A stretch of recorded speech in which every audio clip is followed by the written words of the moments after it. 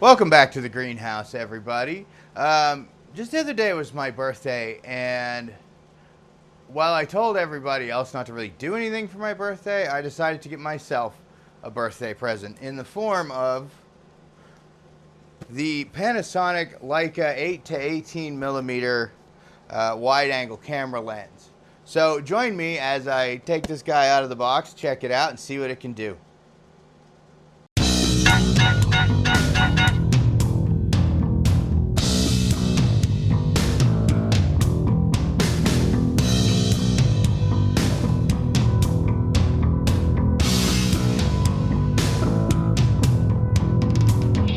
Like I said, thank you for joining me, everybody.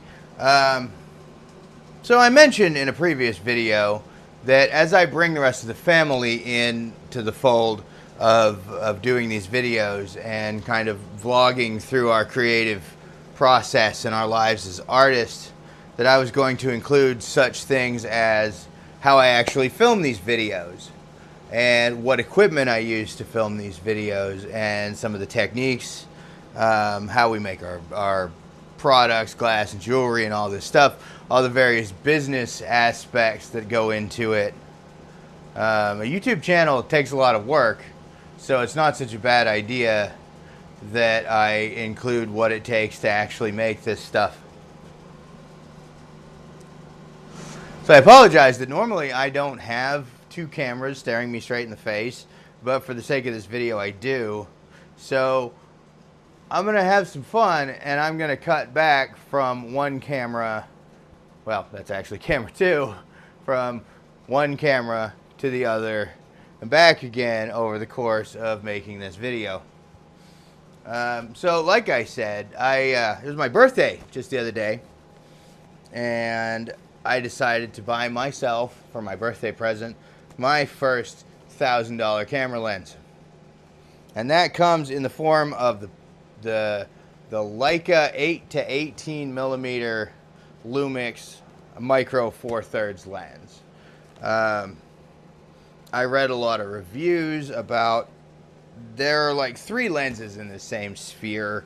One by Panasonic, one by Leica. Is it Leica? Is it Leica? L-E-I-C-A. Is it Leica? I don't know. I've never heard it pronounced, but we're going to go with Leica because that was my first reflex as to how to pronounce it. But anyway, one by Leica, one by Panasonic, and one by Olympus. I hear good things about the Olympus, but it costs a crap ton more than this. And I hear that this one is significantly better than the Panasonic lens. So it's interesting. So it's such a small box to contain $1,000 worth of crap, huh? Also, while I'm on this, I'm testing out something else. I don't know if you can see the wires hanging off of me, but normally I record with the lavalier microphone attached to my Zoom H1 audio recorder. But today I'm also testing out a second audio recorder that I picked up on Amazon for about $23. And it's just a collection of letters. I have no idea how to say this, but there will be a link to this in the description. There will actually be a link to all of this stuff in the description. Anyway, so we're testing this out, and I decided, apples to apples, that I was using 2 of the exact same lavalier microphones to record the audio, just so that it's absolutely apples to apples. So enough about that. Let's get back to the Leica 8-18 f2.8 to 4.0 aspherical wide-angle lens. Now, part of my problem with filming in here, in this greenhouse, as much as I love this greenhouse, is that it's a small, confined space. So you need a certain degree of lens, you need a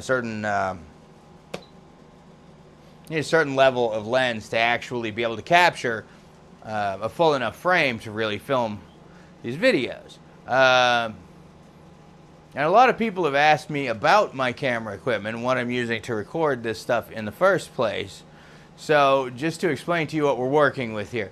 I've got camera 1, Camera 1 is a Panasonic Lumix G7 with a Lumix little kit, what are you, a 12 to 35 millimeter little lens that I spent $130 on.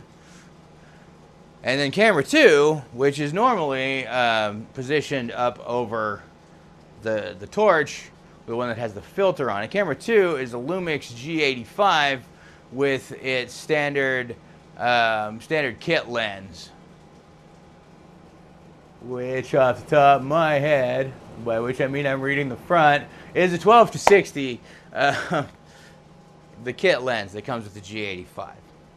So in order to get a bigger, more vivid picture, I need to take that 12 down to an 8 or a 7 millimeter so that I can get a wider picture, so that I can capture more of the beautiful scene that is my greenhouse.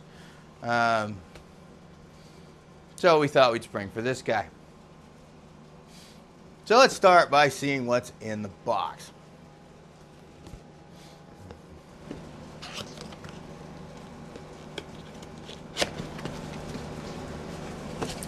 Well, we have the instructions. I don't know that you necessarily need instructions for a camera lens, but you never know. These things are crazy. And then,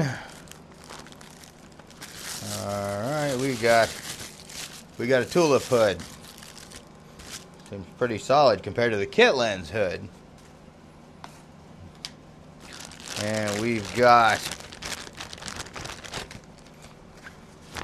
a bag for the lens that I will probably never use, because I've got a case that all of my recording equipment fits into. And then we've got the lens itself. And that's it. Okay, the lens itself. And we're going to put that back. Okay. Well, that feels solid. I like that. Rings are smooth too. I like the way that moves. Smooth. It's tight. Feels good. Solid. Hefty. So, I like this guy. Oh, and it has a button. The kit lens doesn't have a button. A button that keeps it on. I like that too. I guess you get what you pay for, huh? So, this is camera 1. Well, let me rephrase that. This is camera 1.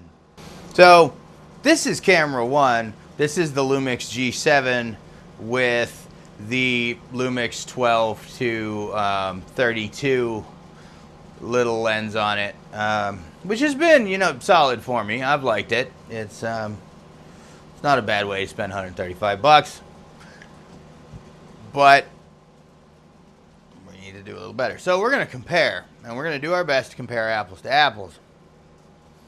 So the first thing we're going to do is we're going to take down camera 1, and we're going to see how it feels. Okay, so now that we've taken camera 1 down, we're going to go ahead and put the new lens on it.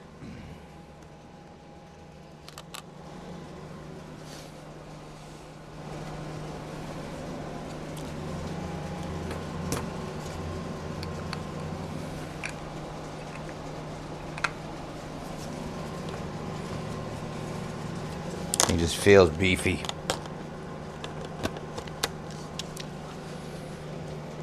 Yeah, nice and smooth. Nice feel. I like this. I like this. So, to compare apples and apples, I'm going to go ahead and leave everything the same as far as my aperture. And well, actually the aperture sort of automatically adjusts as I move the zoom ring from 8 to 18. It automatically adjusts the aperture from 3.5 to 4.0. Not that I can't adjust the aperture manually. So, in order to compare apples to apples, I'm going to set camera 1 to aperture priority. So I really like the way this feels. This gives it a nice solid feel to it. Actually, the lens feels more solid than the camera does. That's not going to be a problem if I were to put it on the G85, which feels more solid than the G7. We're going to start with the original lens. And we're going to set it back on the stand so that it stays, even. Okay, so this is with the original lens that I had on there, the 12-32. And it's like I said, it's a pretty decent lens. It covers a lot of what I really need. And it's relatively crisp and relatively clear. And not a bad use of $137 I think I spent on it. So now that we've got an idea what that looks like, now you'll notice immediately we have a much wider field of view on the new lens. That's because it's scaled back to 8mm. So again, apples to apples, let's bring it down to 12mm so that it's working at the same zoom level. Now that was a really smooth focus, or zoom, by the way. So I kind of think this looks even more crisp. It definitely looks like it's getting a little bit more of a vivid picture. Now remember, I haven't changed any of the settings on the camera. It's still set to aperture priority. Still should be at 3.5. I don't remember what any of the other settings are because most of those are automatic in aperture priority. But I think what we're looking at is a pretty solid upgrade on this lens. But the important thing, the thing that I really got this lens for,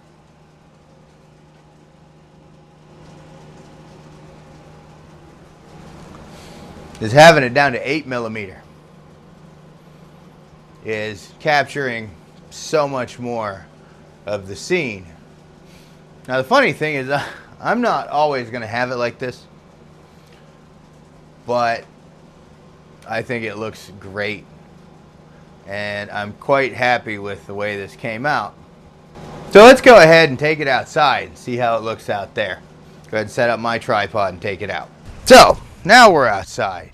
Now we've got the original lens on here, the Leica 12-32. I'm sorry, the Lumix 12-32 lens that I've been using this whole time.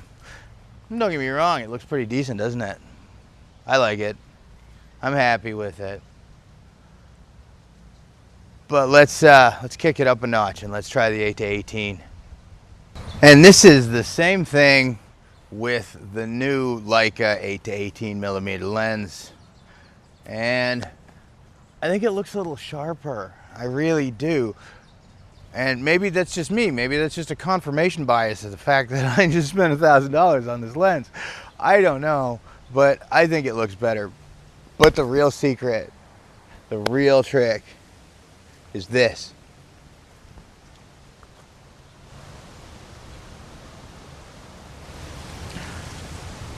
Is how much more of that scene we get to see. I like that 8mm. I think it looks clean. I think it looks gorgeous. I think it's picking up the colors well. I'm happy. So anyway, all in all, I think I like this lens quite a bit. I think it's a pretty good way to spend $1,000 if that's what you're into. I love the additional wide angle. It's great. It's giving me an awesome feel. And I love how well constructed it is. I love the little details like the button to lock the tulip hood on, how smooth the focus ring and the zoom ring are. It's supposed to have an insane autofocus, like some continuous autofocus that's super silent, and a super silent aperture that, well, remains to be seen. So no way should this really be considered an actual review, because I only covered a couple of things. Anyway, thank you for joining me as I check out my new toy, and we will see in post-production whether the cheap $25 audio recorder can stand up to the $130 Zoom H1. Cheers, y'all.